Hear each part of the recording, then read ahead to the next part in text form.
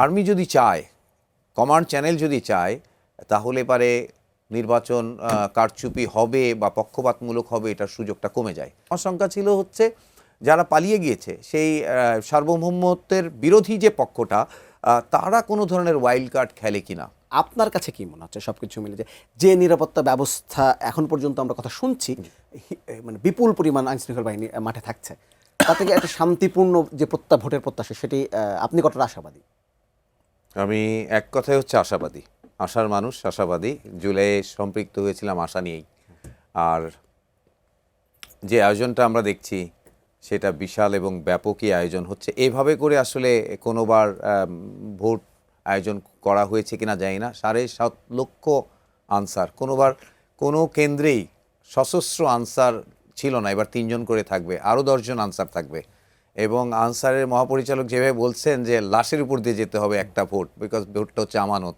17 বছর মানুষ ভোট দেয় নাই, তার থেকে তার বাহিনীকে যেইভাবে ভিগর আমরা মানে চ্যানেলগুলোতে দেখতে পাচ্ছি, তাতে আমি আশাবাদী ওদের জন্য না, 1,02,000 বা 4,000 সেনাবাহিনী থাকছে। এই নাম্বারটাও মোটামুটি বড়। আর একটা জিনিস হচ্ছে, গত তিনটা নির্বাচন হচ্ছে, আমার মনে হয় যে তার নিয়ন্ত্রিত নির্বাচন করেছে এবং নিয়ন্ত্রণ করেছে ভোটের আগেই। তারা কিন্তু পুরোটা মেকানিজম করে নিয়ন্ত্রণটা নিয়েছে। যারা করতে পারে তাদেরকে সবই করেছে। তো এইবারের নির্বাচন, আমি 2001 সালের নির্বাচনে নিজেই মাঠে ছিলাম। সেবারও আমি একেবারে মাঠ পর্যায়ে একটা জেলার দায়িত্বে ছিলাম এবং আমি দেখেছি যে আর্মি যদি চায়, কমান্ড চ্যানেল যদি চায়, তাহলে পারে নির্বাচন কারচুপি হবে বা পক্ষপাতমূলক হবে, এটার সুযোগটা কমে যায়, একদম কমে যায়। এবং এইবার আমি পত্রপত্রিকায় সেনাপ্রধানের বক্তব্য এবং ল্যাটারালি যেহেতু আমার জানার সুযোগ আছে, তা আমি যেটা জেনেছি তারা খুবই প্রফেশনালি বলেছে যে না, এটা হবে না।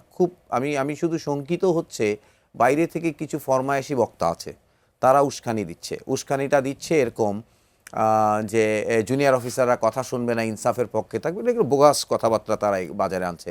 বাংলাদেশ দিন শেষে তো একটা স্থিতির মধ্যে যেতে হবে, যে কোনো মূল্যেই স্থিতির মতো যেতে হবে। এই মব বলেন, উত্তেজনা বলেন, এই গালিগালাজ বলেন, এগুলোর মধ্যে থাকা যাবে না।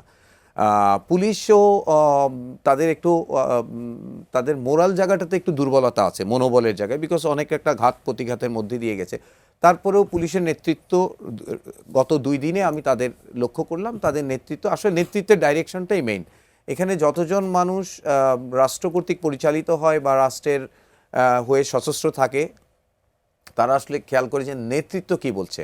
হ্যাঁ, বাংলাদেশে এই স্টাইলটা আছে যে হ্যাঁ, টিএনও আমার পক্ষে কাজ করছে বা ওসি আমার পক্ষে, এসপি সাহেব করছে কিনা, এগুলো আসলে বিলীন হয়ে যায় যদি মানে নেতৃত্ব, সুপ্রিম কমান্ড যদি সেরকম করে। আর্মি যেহেতু করছে, আমি আশা করি যে নিরাপত্তার প্রবলেম নাই। আমার শঙ্কা ছিল অন্য জায়গায়। আমার শঙ্কা ছিল হচ্ছে যারা পালিয়ে গিয়েছে সেই সার্বভৌমত্বের বিরোধী যে পক্ষটা, তারা কোনো ধরনের ওয়াইল্ড কার্ড খেলে কিনা।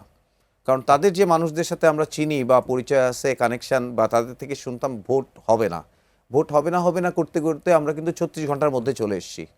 36 ঘন্টার মধ্যে চলে এসেছি। সো এখন পর্যন্ত আমরা যেহেতু যেতে পেরেছি, সেখানে আসলে নিরাপত্তার প্রবলেমটা কোথায় হচ্ছে, এখন প্রতিদ্বন্দ্বী দলসমূহ তারা কতটুকু সম্মানের সাথে জুলাইকে দেখবে, তারা কতটুকু সম্মানের সাথে আকাঙ্ক্ষাকে দেখবে।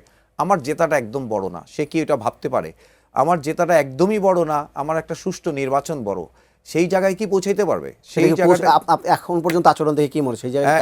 এখন পর্যন্ত আচরণ দেখে একটা দলকে আমি দেখব, তারা হচ্ছে সাইজে ছোট, তাদের ইতিহাস নাই বড় হওয়ার, কিন্তু তারা দেখা যাচ্ছে কথাবার্তায় অনেক বড় হচ্ছে। তারা কথায় কথায় এমনভাবে বিষ ছড়াচ্ছে, সেটা আমি পছন্দ করছি না। তারা জুলাইয়ের মুখ বলে পরিচয় দিচ্ছে, বাট জুলাইকে কলঙ্কিত করে ফেলতেছে আমার কাছে মনে হচ্ছে। বিকজ ছোট একটা ঘটনা, শেরপুরে কিন্তু আক্রমণ করেছে জামাতে ইসলামী এবং সেখানে একজন মেজর আহত হয়েছে। ওখানে আমি চিনি ব্যক্তিগতভাবে মেজর আহসান, আপনি ফেসবুকে গেলেও দেখবেন, ও কিন্তু ঘটনার সাথে সাথেই স্ট্যাটাস দিয়েছে ছবি টবি দিয়ে। কিন্তু এটা 6 ঘন্টা ধরে পাল্টাপাল্টি হয়েছে। ওদেরকে যে রাস্তা দিয়ে যেতে মানা করেছে ও জোর করে গিয়েছে, বিকজ ওই সময়টাতে তার লাশ দরকার ছিল। ওখানে যে ঘটনাটা ঘটেছে, ঢাকায় দেখা যাচ্ছে চরম উত্তেজনা তৈরি করেছে। আসলে দিন শেষে তো সংসারটা করতে হবে, মানে দুইটা পার্টি মিলেই তো দেশটা চালাইতে হবে। কেউ বিরোধী দলে থাকবে, কিন্তু কিন্তু আপনি যে বলছেন আজকেও তো জামায়াতের পক্ষ থেকে অভিযোগ করা হয়েছে, বিশেষ বিএনপি নাম নিয়ে, যে প্রশাসনের একটি অংশ একটি দলের দিকে ঝুঁকে পড়েছে। এই জিনিসগুলা ওরা হচ্ছে, যেটা হচ্ছে ও তো ছোট, ও ম্যানেজ করতেছে হচ্ছে পারসেপশন ম্যানেজমেন্টটা বড় করে করতেছে, ও হচ্ছে মার্কেটিং ম্যানেজমেন্টটা করতেছে। আমরা মোবাইলে দেখতেছি মনে হয় কালকে শপথ নেবে ওরা, মোবাইলে ওরা অনেক ছড়াচ্ছে 13 তারিখে। তো ওই জিনিসগুলোতে তারা একটু কুটিলতার মধ্যে দিয়ে আছে, এবং সবচেয়ে বিরক্তিকর হচ্ছে তাদের নেতা, বিশেষ করে ছাত্র নেতাদের কথাবার্তা ভেনোমাস, মানে যেটাকে আমরা বলি যে একদম বিষাক্ত।